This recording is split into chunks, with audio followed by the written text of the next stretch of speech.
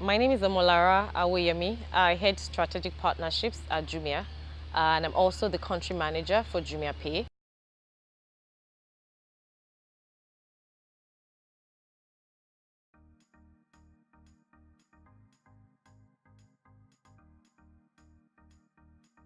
What are the three basic challenges or biggest challenges are within the group, right, within Jumia?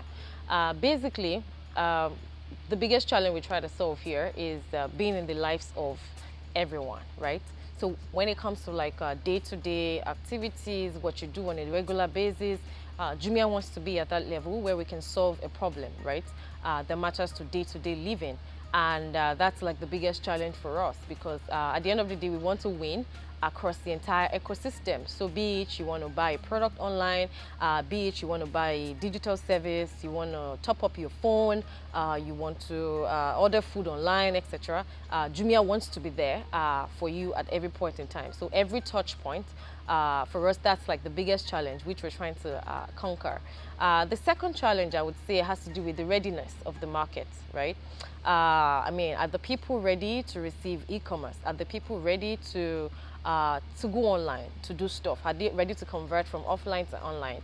That maturity in the market and the willingness to take the experience or to have the first experience. It's still very immature, and but gradually it's growing with a lot of marketing, a lot of education. A lot of Nigerians are getting more and more aware of the opportunities online and what they can do online. I think the third biggest challenge would be the limitations in maybe sometimes from the government, willingness to like break through or disrupt a new sector, etc. It's been quite challenging, but the truth is, with each passing day, we get to like cross every bridge. We make relationships, we do a lot of partnerships with several organizations, and from one step to another step, we're conquering that gradually. And I think, yeah, that's pretty much the biggest challenges we have. Basically, the future is more that everyone is empowered to do anything they want online. So be it selling online, be it buying online, everyone has the ability and the capacity to do that. The future we're looking at here is the future where traditional retail and offline retail is way reduced and everyone is able to embrace the convenience, the ease of online shopping, the ease of selling online, and not just buying, also selling. Today, you can conveniently take your products online without having to go through an agent or having to know someone who knows someone. You can basically download an app on your phone, create an account for yourself on Jumia, and then begin to sell, which we have done such a way that it's so convenient, it's easy to reach, and anyone can literally like start selling. Basically, once you have a product to sell, you can sell, and that's the empowerment that we are bringing to people, and that's the future that we see, which is enabling everyone to participate in the e-commerce revolution. So be it, I mean, on a small scale, on a large scale, on a medium scale, everyone is welcome, and that's the future. I think the application of artificial intelligence is a right step in the right direction because today there are tons and tons of data, right? Behavioral data of customers doing several things online, not just shopping now. I mean, chatting online, talking to your friend, sending a message, etc. There are several things that people do online, and there's a lot of data that's been collected, and is being collected from time to time to decide the kind of behavior, right? How a person can be determined, kind of things the person can decide to do online, right?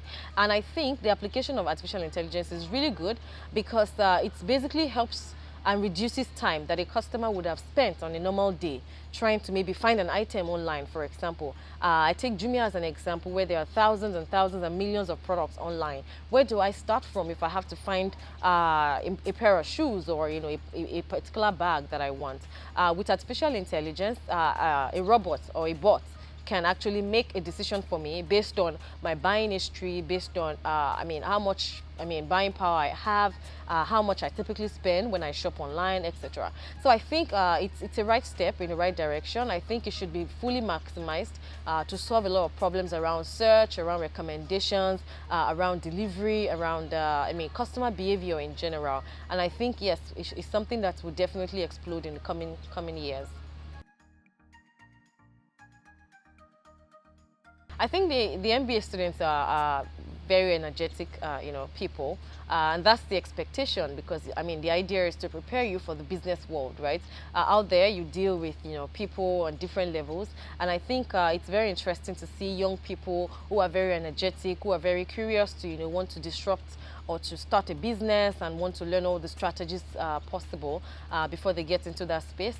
I want to really encourage them. It's always good for you to listen in class and be a part of strategy sessions, etc. The most important thing is also to go out and try to talk to these companies where these structures have already been implemented, and just offer yourself to, for example, I want to intern with you for like 1 year or 6 months, just to learn more hands-on, and not just sit behind in class trying to get all the should I say theoretical knowledge. In terms of the practical knowledge, you can also connect with the outside world, reaching out to the organizations that are already established. And good luck to the guys who want to they're entrepreneurial and they want to start a new idea, a new business that have not existed before. We think that's I think it's a fascinating opportunity here for them, and I really like the class and the energy and the set of people that I see.